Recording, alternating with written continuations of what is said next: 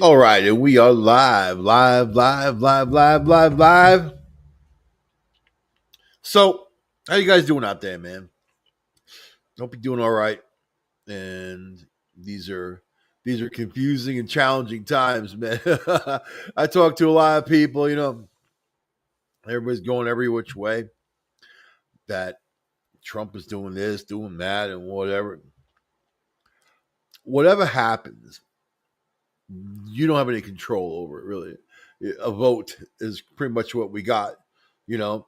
You can voice your concerns, you can protest, you can yell and scream. You see what that does. You know, there used to actually be people called activists to go and do something important. Now, activists are the word is attached to any nut that's out there yelling and screaming. So, you know, but I want to talk about your own private interests.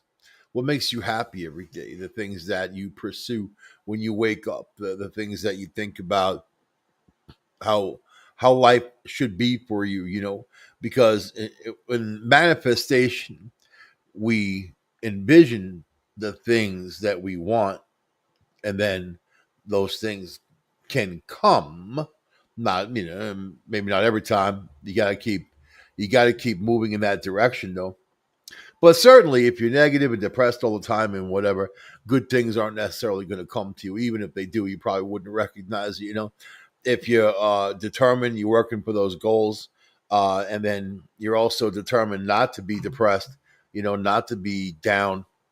You can lift yourself up and then start imagining how your life, how you want it, And yeah, there's people that tell you that things aren't ever as good as you want it to be. It depends where your expectations are. If you don't have any expectations in that realm, the things that you achieve and the good things and whatever, you should be pretty comfortable with at that level, and then move higher if you're determined and have that kind of drive, right?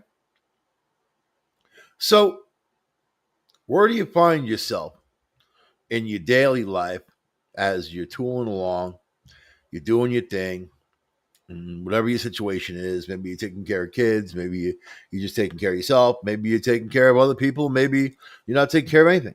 I don't know that. You're just living your life, the things that make you happy, the things that are makes life worth living, because life is temporary.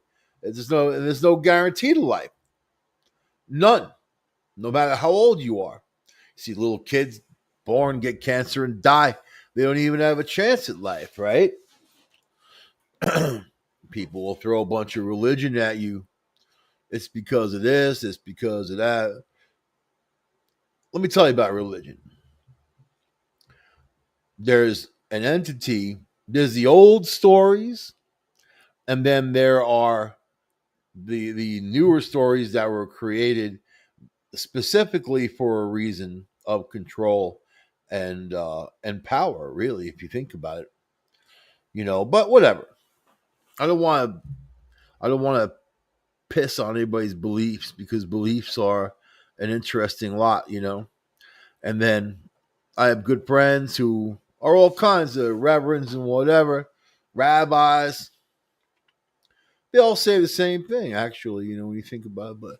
But anyway, anybody that's going to tell you that life is suffering and you suffer through this life to go to a better place, don't believe them. It's that's what the slave master tells the slave. You suffer, you're gonna die and go to this great place, the gift of the afterlife. It's funny how man-made religion doesn't really deal with the spiritual world, more the threat of the spiritual world. God is gonna punish you. Boom. The fist of God. But God's a loving God. He'll punish you and feel bad about it later. Yeah? You know, if God created you, and this is important, I think, What do you think God's expectations are of a creation? What do you expect? What do you want? What do you want to get out of it? Did you create people to worship you? It's pretty narcissistic to need something like that. If you're God, you don't need that. You know?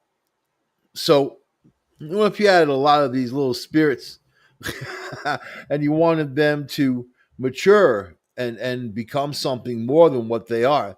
Because truly, humans on this planet are the only species that wants to do better, that wants to climb to a higher goal, achieve more different things, and also artistic, creating, right?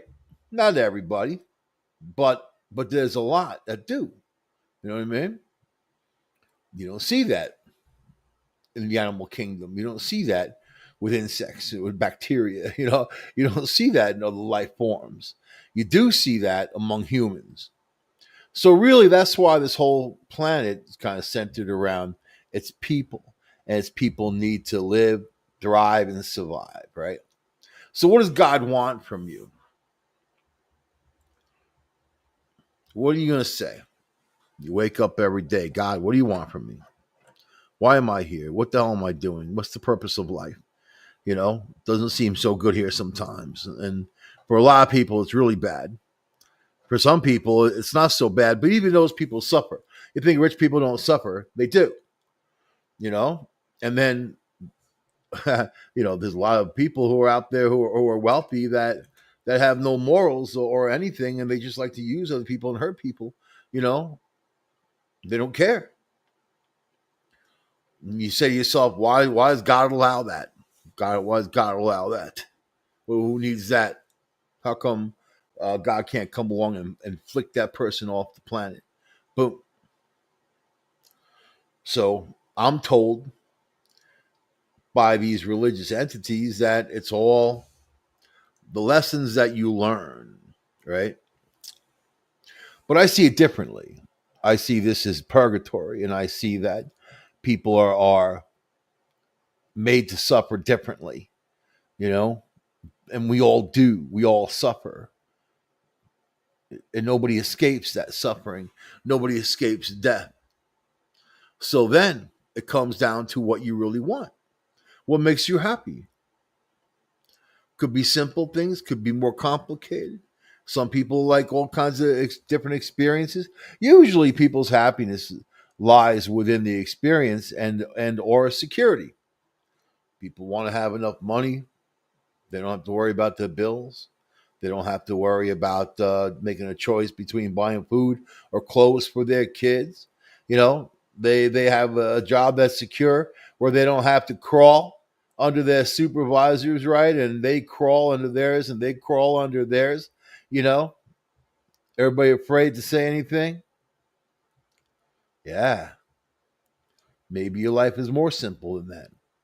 It depends on who you are and what you want for yourself. Because when you're in a situation like that, are you going to say somebody else put me in that situation? Or are you going to say I put myself in that situation? Or maybe circumstances put yourself in that situation because you need things like healthcare. So then you need to work for a place that's got some decent healthcare, right? Yada, yada, yada. The sacrifices we make for the security in our lives. If you're wealthy, you don't have to worry about those things. You worry about other stuff. I know wealthy people. They're always in competition with one another in a weird way, And it's funny because when you see all the little McMansions, one another, all next to each other, they all look exactly the same. They all got the same outside furniture. They've all got the same stuff, same stainless steel kitchens, the same granite, the same. But these people, all of them are different next to each other, living different lives next to each other. All of them define themselves in the stuff that they have, not what they are. Because what you are is what you do. You know? That has nothing to do with going forward in your spiritual life because you can't take it with you. Ain't no U-Haul. going to take it with you. There's things you can take with you, like talents, abilities, things that you can strengthen, you know, and also kindness, the things that you share with others. Instead of being cranky and nasty, show that love and that kindness and that understanding.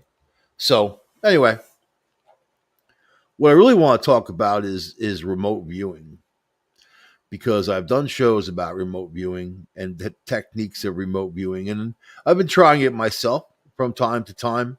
You know, I feel like I'm getting better at it. It does, and apparently anybody can do it. So it's not like a thing that is only for certain people out there with certain abilities. But so what if you use that remote viewing uh, in a casino? You know what I mean? I have a family member who used to be a scientist, and he didn't want to be a scientist anymore. Became a professional gambler, and then he was a card counter, and he could count all these cards like they were nothing. He had that kind of mind. And then they're on to him. They caught him after a while, banned him from all kinds of casinos. This was a long time ago, and he already amassed a fortune by then. It didn't matter to him. And then if you're a gambler, there's enough other types of games you can find that's not a casino if you want to gamble. So whatever, you know.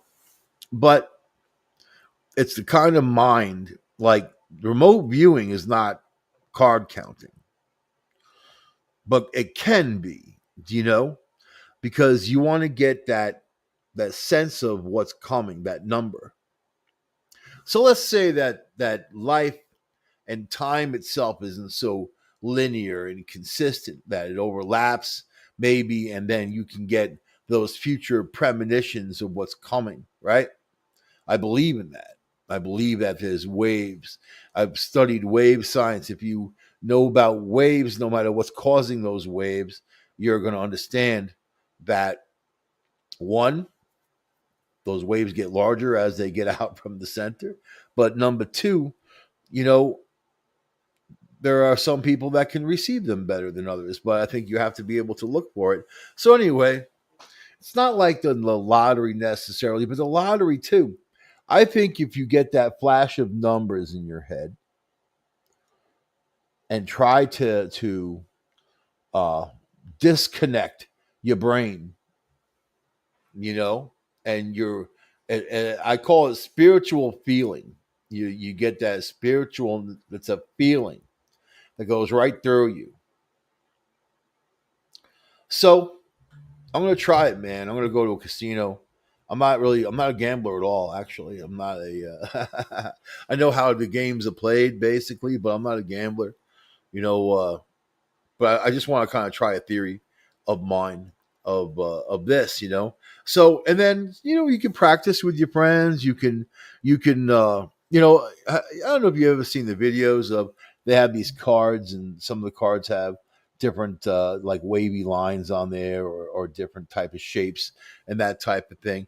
And one person sits across from another. They pull up a card, and they're like, "What do you see?"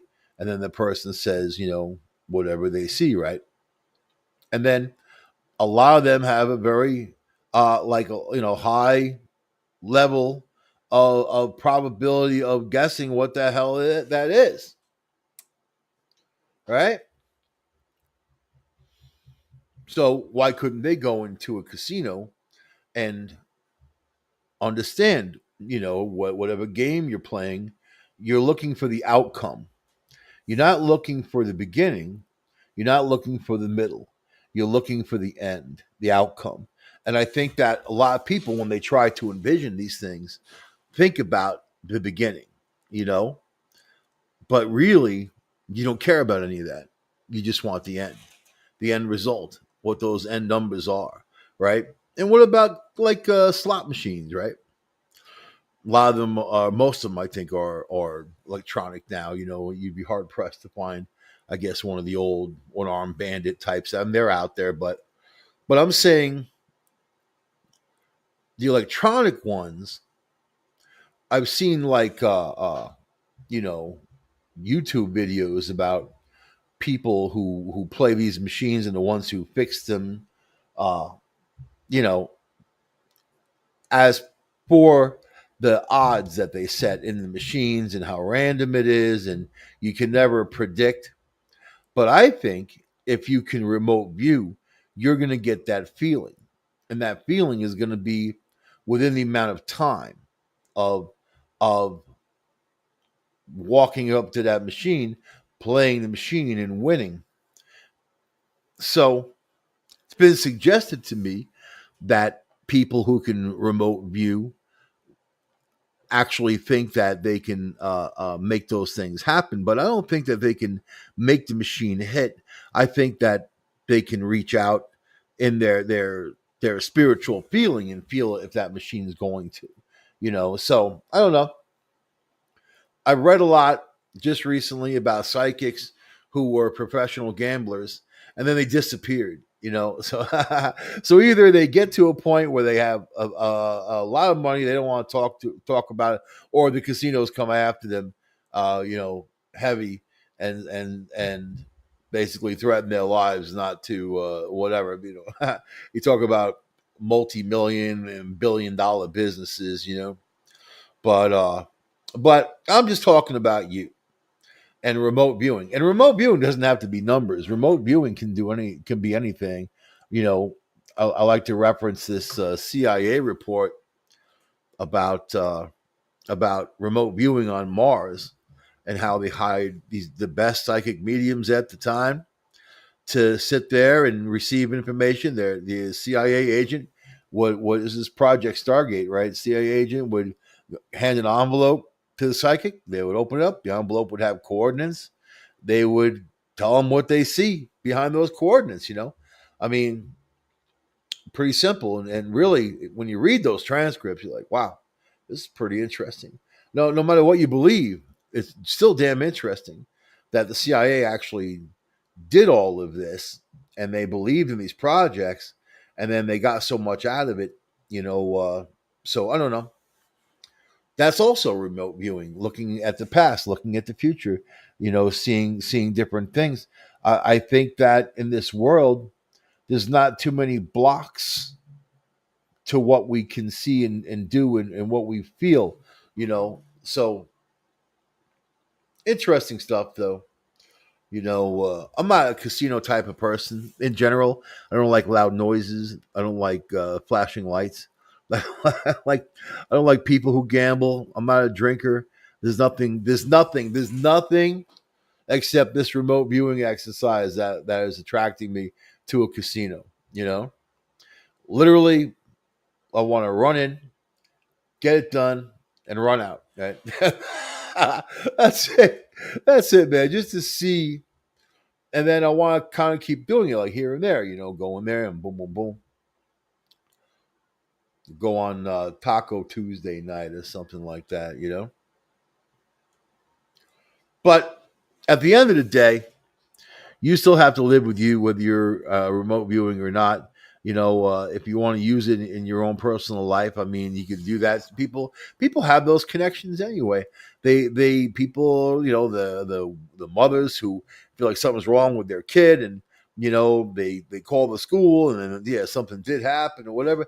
There's connections that people have. Some have deeper connections. Some have not as deep connections. It really depends.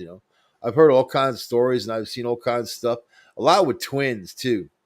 Twins that kind of always are connected with the other, no matter where they are.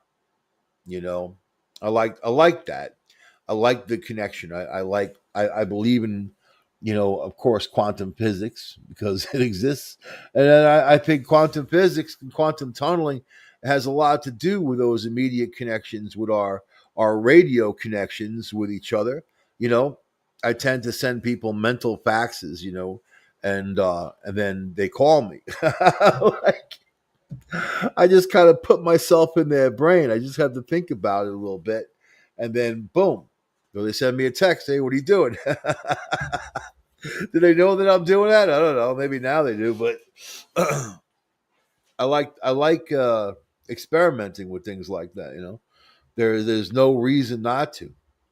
I was at a block party a few years ago before COVID shut down the civilized world. I was at a block party and I never go to block party. I never go to anything. I go to science stuff at Cornell or whatever, whoever has it. I like space missions and whatever, physics, quantum physics, anything to do with that. I'm there. But so then I'm at this block party because I have to be and standing around. Everybody on the block thinks I thought I was weird anyway, and they're right. But they're weird too. They're weirder than I am. At least I'm weird on the outside, But so I'm standing around. They all thought I was some mafia guy. Actually, they all suspected, because we had a nice house and whatever, and always seemed to be around. And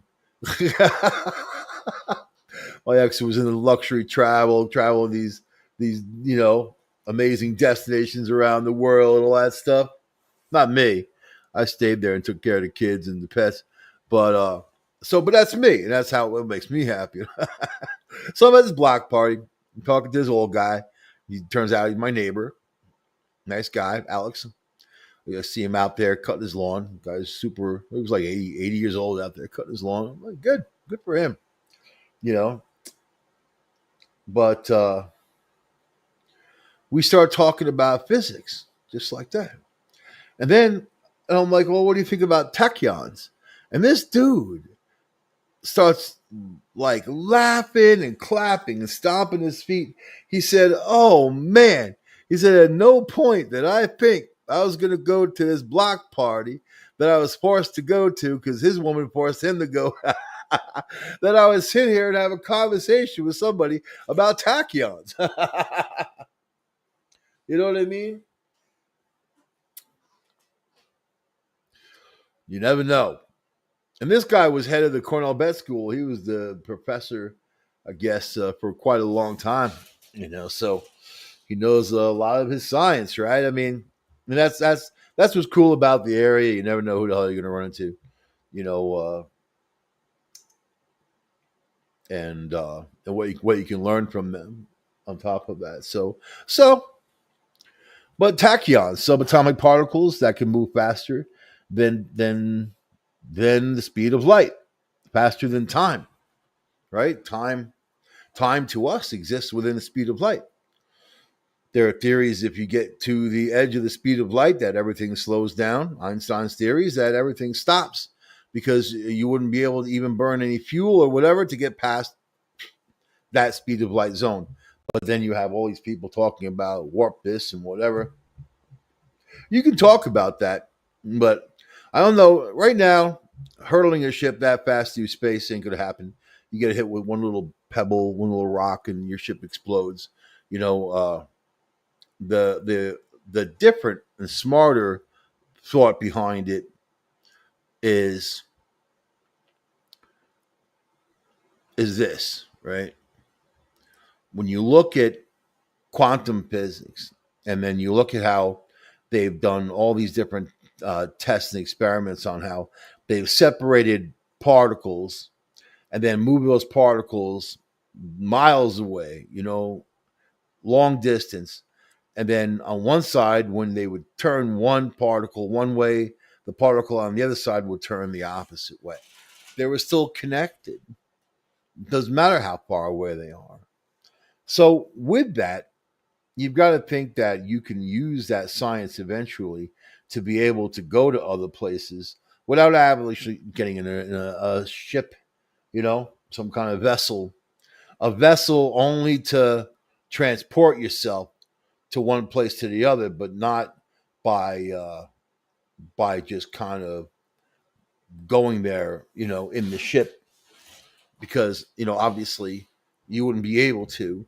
If you're going light years away, you wouldn't be able to unless you took those people going and froze them somehow and whatever. And we don't have that type of science yet, not anywhere near it, right? But I remember the day I met Harry Durian. who was a really awesome person, a mad scientist in his own right, who was yeah, he was the father-in-law of Carl Sagan. So he lived in Ithaca, So I met him up at Cornell at the 40th landing of the moon mission. So, but and we started talking. It was that day I was listening to the science broadcast, and these scientists had captured light in a cloud, an atomic cloud, and were able to move it from one place to the other. You know, so Harry and I started talking about that because he had heard the same broadcast, and it was on NPR, and we were like, "Wow, can you imagine, what that could be done? Put that with quantum tunneling, you got something going on. You got your transportation device, and whatever. But I mean, but we're not anywhere near anything like that either, right? I mean, because we're humans, we're chicken eating humans, We're not anywhere near it. We can't even drive down the road without having an accident or fly an airplane without falling out of the sky. I mean, yeah, we can, but it does happen. There ain't no perfect science out there with stuff like that. So obviously, we have a long way to go. And if humans had that kind of technology anyway, it would be used and abused to hurt other people at this stage of the game. Humans need for humans to go further. They need to go further with each other, and all the violence and the anger and the hate, all that has to stop. If it doesn't stop, more of the same will still be happening. And I like to think at some point that people can come to terms. It ain't going to be in my lifetime, that's for sure. It may not be for thousands of years. Who knows? If people can even survive, because the atmosphere, the world, the earth is a delicate place that people don't think it is. The way they pollute, the way they destroy. It's a delicate place. You throw that balance off, the surface creatures are going to have issues, man. So, and it depends on what you believe in, and you can't. That's the thing too with climatologists. You don't know whose pocket they're in from what they're saying. I dated a scientist who basically told me that all these scientists are mainly full of shit, and they go for the grant money, so they come up with a bigger bullshit story to get the bigger grant money. They show a little bit of their work that they're actually doing something, and then meanwhile the rest of the time they're partying on their grant money. Some of them get millions a year, millions, millions to study the climate, and they got to say something. So, the climate. It's funny that they keep citing the computer models, right, which have a huge failure rate, but they keep citing the computer models, but that they don't use the actual data, what the computer model said versus the actual data. So I know this: the world is a forever changing place, right? And as we're still coming off the ice age, the ice is backing off. Things are changing. The oceans are changing. If the ocean has too much salt, too little salt, it doesn't flow properly, and then starts messing up things in other places and whatever. I know that it's really important to have winter in places that get winter. Otherwise, it throws off their ecosystem completely. You know, so but what can you do about all this? You can't do a goddamn thing about it. You could do your little part, you could recycle, but then all these recycling companies get busted that they're just throwing the stuff out like everybody else and they're not recycling. So, whatever, man. Try to use be more responsible and don't use. You know what? It sucks even to buy things in plastic packaging, and I like natural things and I like things that I don't have to do that with, and cans and frozen stuff. I do. I buy it. Everybody does, but I really try to limit myself in that type of situation. I don't ever, ever, ever, never consume anything that was packaged in aluminum, because you just don't want that. Aluminum is a neurological toxin. People are happy to drink carbonated soda, and carbonated water is not bad for you. It's actually good for you, but put in an aluminum can and sitting there for God knows how long, then you drink it is really like a toxic cocktail, especially if you drink something like Coca-Cola, which was really invented as a like a cleaning fluid. It's really good for cleaning the battery crap buildup on your car battery. You just got to put a lot of water on afterwards and get the sugar off of there, and then the rust in your concrete that shows from starts shining through from the rebar and concrete. You pour some Coca-Cola on there, rust is gone. Good cleaning fluid. Not good to drink though. Quite a while ago now, I gave up any kind of soda. I didn't used to drink it, then I started drinking it again here and there, and then I'm like, I don't enjoy it. I don't like it. There's nothing about it that I like anymore. Especially like if you drink it with sugar, the sugar's crap and it's terrible for you.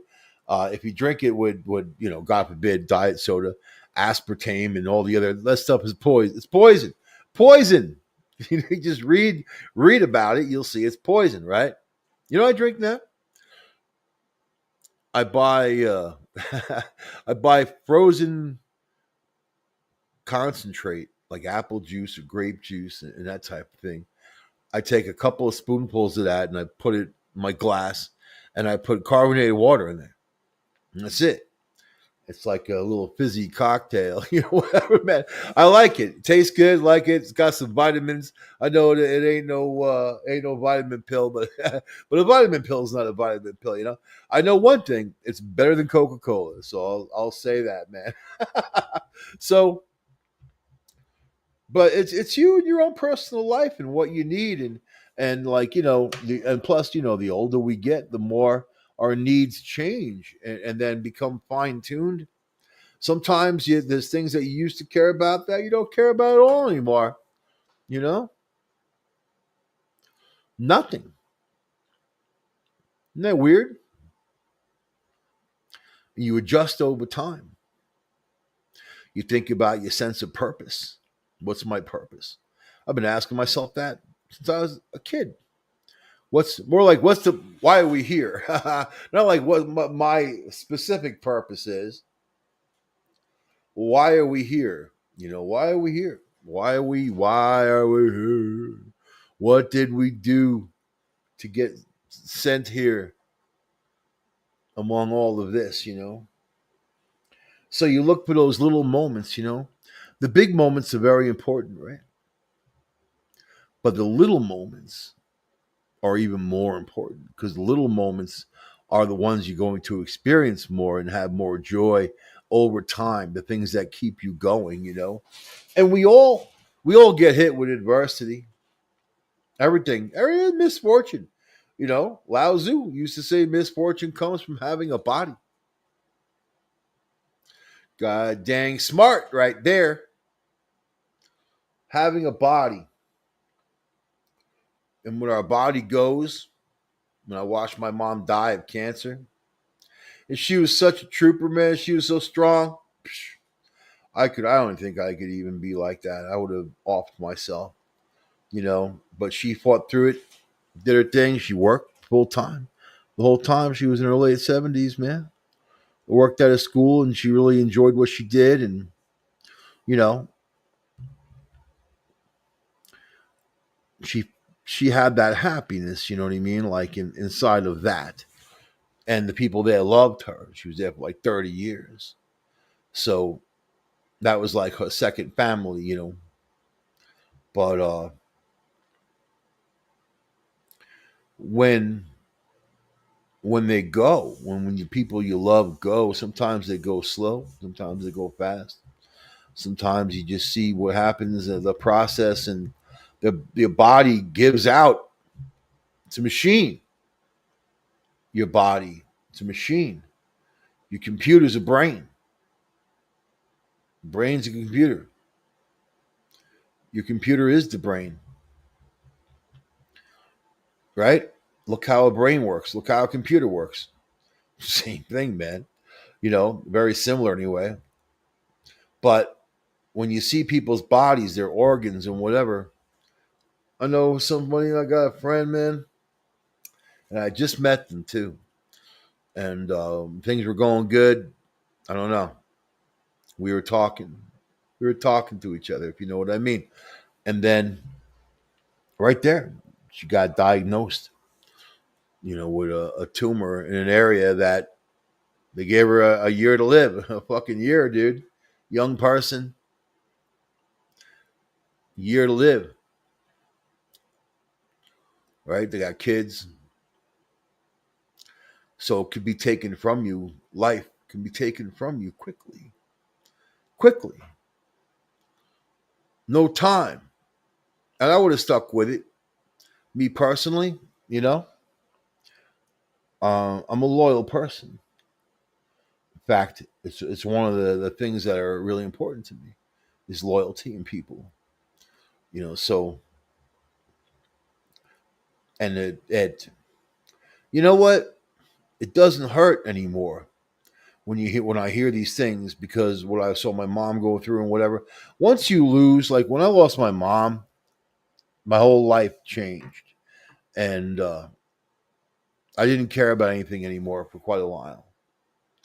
Pushed everybody away, you know, and I just kind of hunkered down and worked, ate, slept, right? Didn't do anything. Didn't go out. It's COVID anyway. Didn't want to be around people, you know, and then I just started getting through it. I'm pushing. You got to push through the pain. And there was nothing that I could have done. There was nothing that I could have done. And I used to think that I have all this power and ability and I could do anything. I truly still think that. That I could do anything. I could negotiate anything. I could do anything. I could find a solution to anything. You may not like the solution. I think there is a solution for every problem. You may not like it, but I think I can find it. You know? I've got the kind of brain that finds patterns and codes and all types of things. But I couldn't do anything for my mom's body dying, giving out. She had all this life in her. And that's what fucking kills you. You see people with all this life inside of them. And then the body gives out. So what does that tell you? You know what that tells me? That the spirit is eternal and the body is temporary. And then we who are born onto this earth for whatever reason and whatever, because life is circumstance, man. Whatever you're born in. Some people are born in terrible circumstances and terrible things happen to them throughout their lives. It forms you and makes you what you are. But at some point, you still have to be able to make your own decisions. And at some point, the responsibility for those decisions have to play in. If it doesn't, then what kind of life are you leading? You know? Because you are what you do. So I help the people on my path. I don't journey off my path to get involved in stuff that I don't belong in being involved in. And man, there was a lot of that in my life where I could have easily had journeyed off. And there's times that you do. You learn. You learn. Don't get off the boat. Don't get off the boat. Don't get off the boat, right? Never get off the boat. Stuff happens. So you take that loss. It ain't going to go away. Let me tell you, man, it's been 4 years. It still is like yesterday. It still is like today. It doesn't go away. Doesn't go away. And I only sensed her twice when she died 5 o'clock in the morning, I woke up and I smelled her. I smelled her perfume. I smelled her. And I was asleep. Man. I was like, what the heck? And it was more of a feeling. I had known she like was not saying goodbye, but saying so long, And then it was years until just maybe what was it, a week ago? At Christmas too. There was a weird thing that happened at Christmas. Christmas Eve. I worked on Christmas Eve and I had to run out after work. And I work from the internet. Through the internet, so I work from home. So I had to run out after work and go downtown and get some stuff. And I was on the way back. I was talking to my sister on the phone in the car. The car's got the system. So talking to her, and then just I'm gonna say it just like this. This butterfly of light went from the passenger side of my car and it fluttered right in front of me, past my steering wheel, and then and I was like, "What the hell is that?" My sister was like, "What? What happened?" I'm like I had to like wrap my head around it. I'm like this blue butterfly of light just fluttered past me.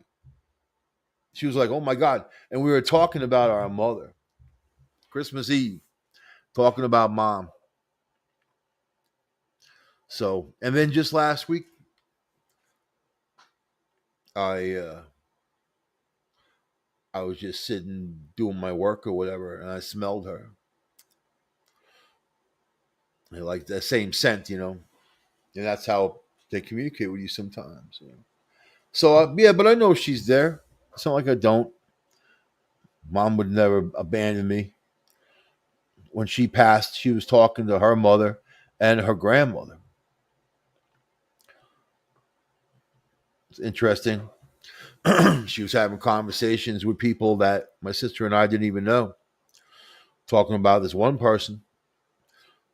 And she was like, my sister was sitting there and she said she was having this conversation with her, whoever she was. And then when I got there, I was like, Mom, her name was Myrtle, not my mom. Myrtle was the one she was talking to. I was like, Mom, who's Myrtle? And she's like, oh, it's Ted's daughter. Ted was my great uncle, my grandmother's older brothers. I mean, who had passed a long time ago. His daughter, who had passed a long time ago. And then you're realizing that it's not some hallucination. It's not because, I know people that work in hospice care and they experience this every day, practically, of people passing and the ones who come to visit them. And I had dated somebody and her aunt, great aunt, had passed away. But when she was dying, she was there in the house and the grandparents were taking care of her. And they would hear footsteps up and upstairs. Like this woman was bedridden. They would hear footsteps in the floorboards in the room that she was in. And go up there and there'd be nobody there except she's having a conversation with this person, that person, whatever. And then she'd be like, well, they came to visit me, but all these people had died. They're gone. These were family members, friends, people came to visit her. And then the grandparents said she'd be up there laughing, having a great time, oh, it's been so long, since I've seen you and all that. So grandparents, like the grandma, will go up there and say, hey, everybody's got to leave her alone. She's got to be able to sleep now. Let her get her rest, right? So little stories I've collected throughout my life of people. And that same friend, so I was giving her a ride. Well, we lived together at that point. Giving her a ride to her parents' house, so she could, go whatever. I think it was pick something up or talk to her father, whatever it was. But we got there, nobody was there at that point. So she goes to the front door, and then looking through the door could look through to the other side of the house where they had sliding glass doors going out to a deck, you know. So her uncle Bob had just passed away, like, I don't know, weeks before. Where she was very close to him, big deal in her life, right? She looks through the door. Who does she see in the sliding glass door on the other side? But is her uncle Bob. So she comes running back to the car, freaked out, like, oh my god, oh my god, oh my god, we're gonna get out of here. I'm like, what? What happened? And I felt that energy, man. I felt that wave of like whoosh, you know. And then she's like, Michael Bob, he's on the deck. He's looking. Because she saw him, his face, the hat, everything.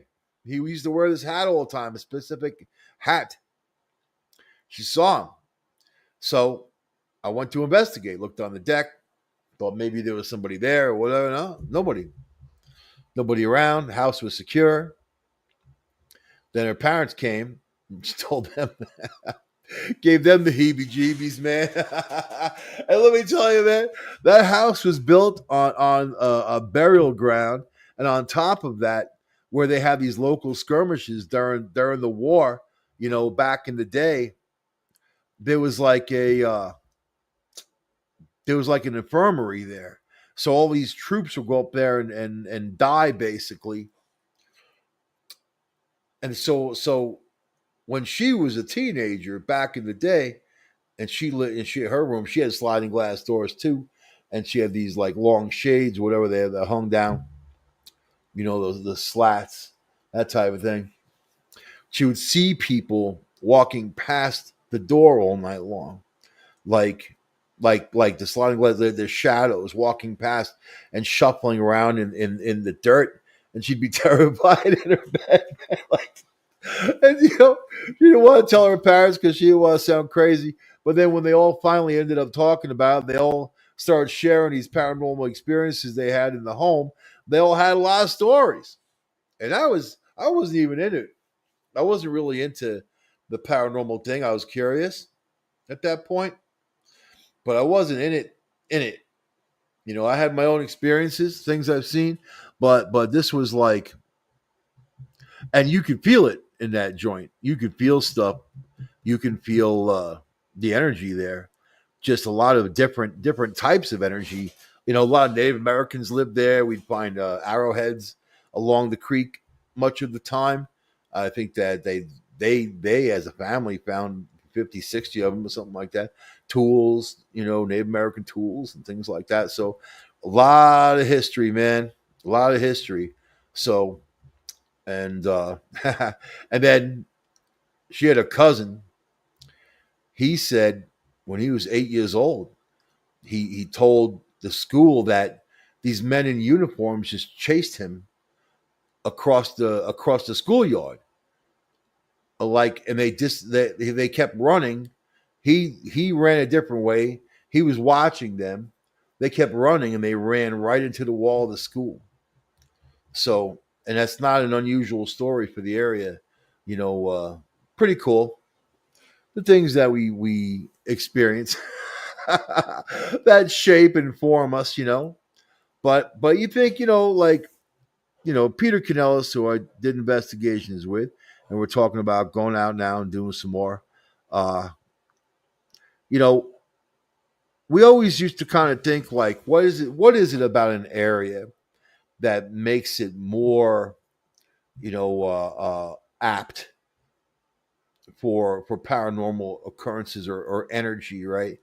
So we started looking into the geology. What's the land underneath? What has it got?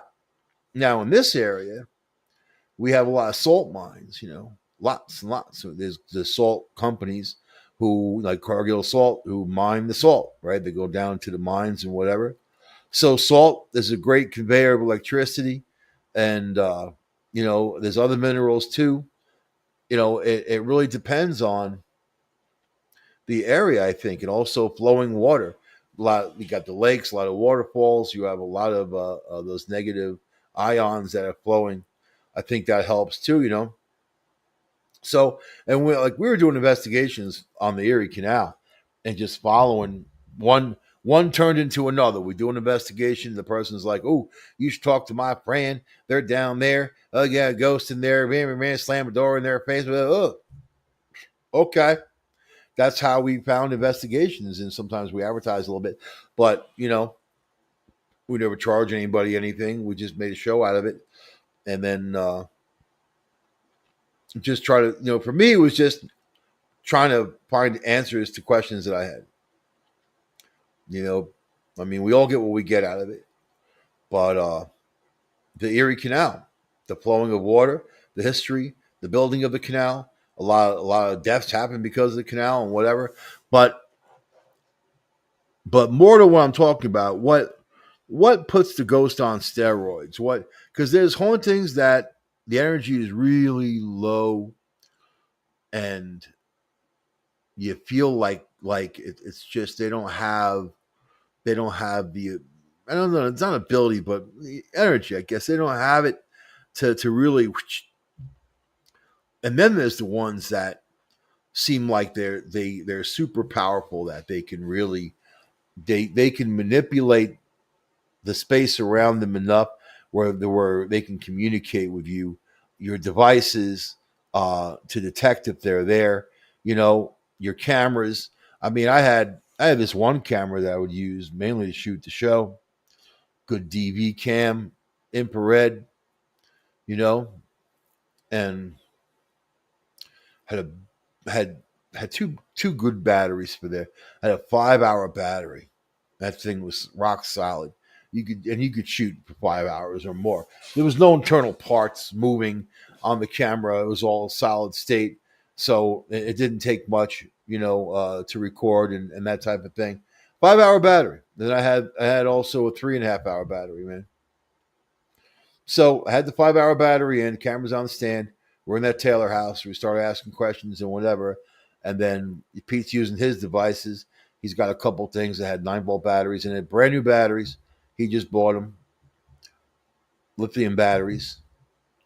And just like that, the camera goes out, his devices go out.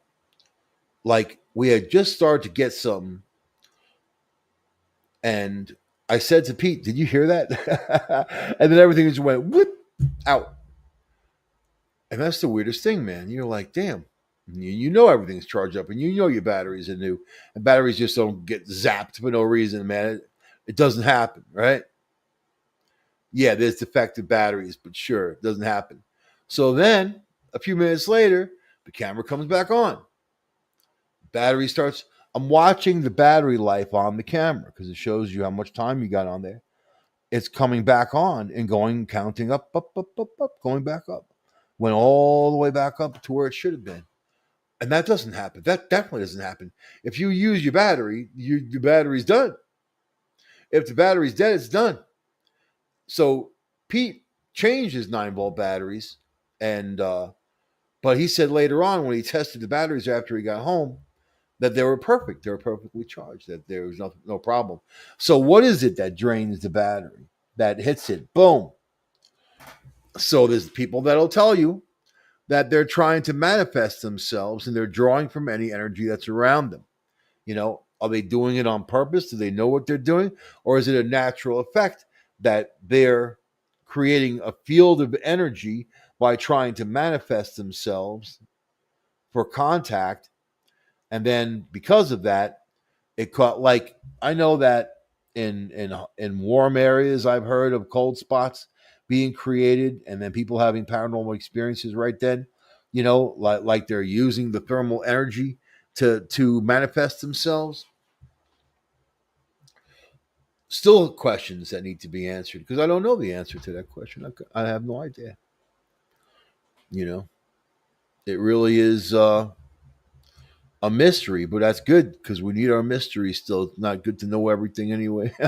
Nobody knows anything, everything, anything. I don't think anybody knows anything really. I mean, I've done over 100 paranormal investigations, you know, and we've gotten something from every one of them, man.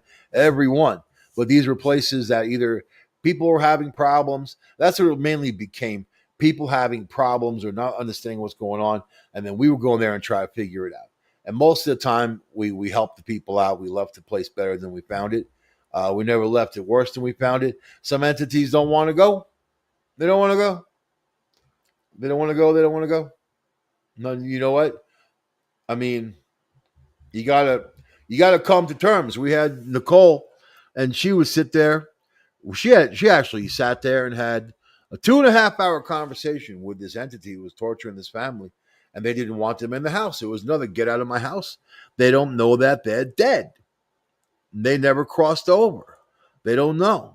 And they think that someone's in their house. All they see is that things are changing.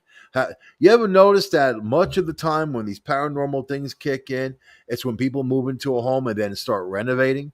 And sometimes people can live in that home for a long time and not renovate and nothing really happens. But when they start renovating, that's when you stir up all that energy, right? Because you're all of a sudden in the paranormal world, they're the ghost and they're seeing, oh, there's a wall here now, and this is going up, and what are you doing in my house, and who are you, and what are you doing here? The get out syndrome. Get out of my house. Get out.